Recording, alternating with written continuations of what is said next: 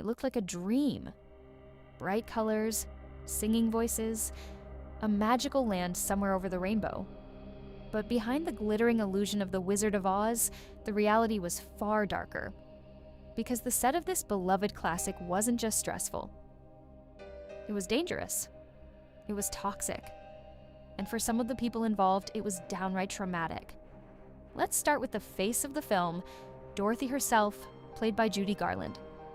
At just 16 years old, Garland was already under intense pressure from the studio system. But on this set, that pressure turned into something much worse.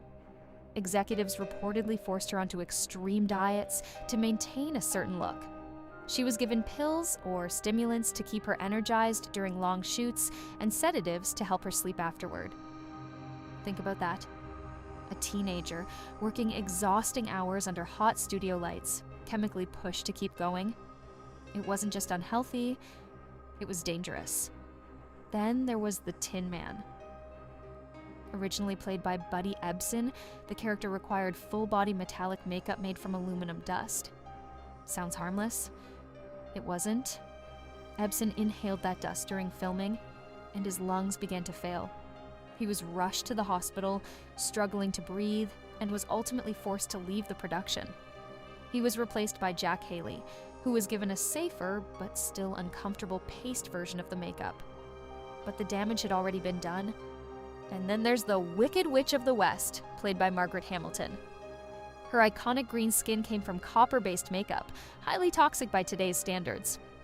During one scene, Hamilton had to disappear in a burst of fire and smoke. But something went wrong. The timing was off. The flames came too early. She suffered severe burns to her face and hands, requiring weeks of recovery. And even after returning, she refused to perform any more scenes involving fire. Can you blame her? The dangers didn't stop there. The Scarecrow, played by Bolger, wore a costume that included a mask glued directly to his face.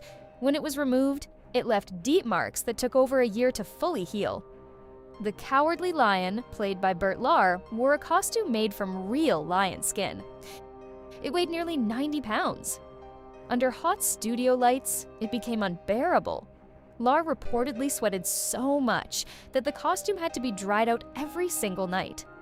Imagine performing, singing, and dancing while essentially trapped inside a furnace.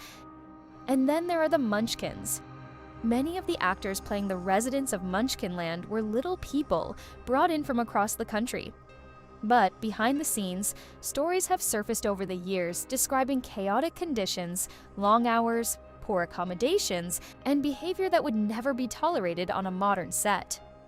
While some accounts have been exaggerated over time, what's clear is that these performers were not given the care or respect they deserved. So how did all of this happen? The answer lies in the era. In 1939, Hollywood operated under a powerful studio system.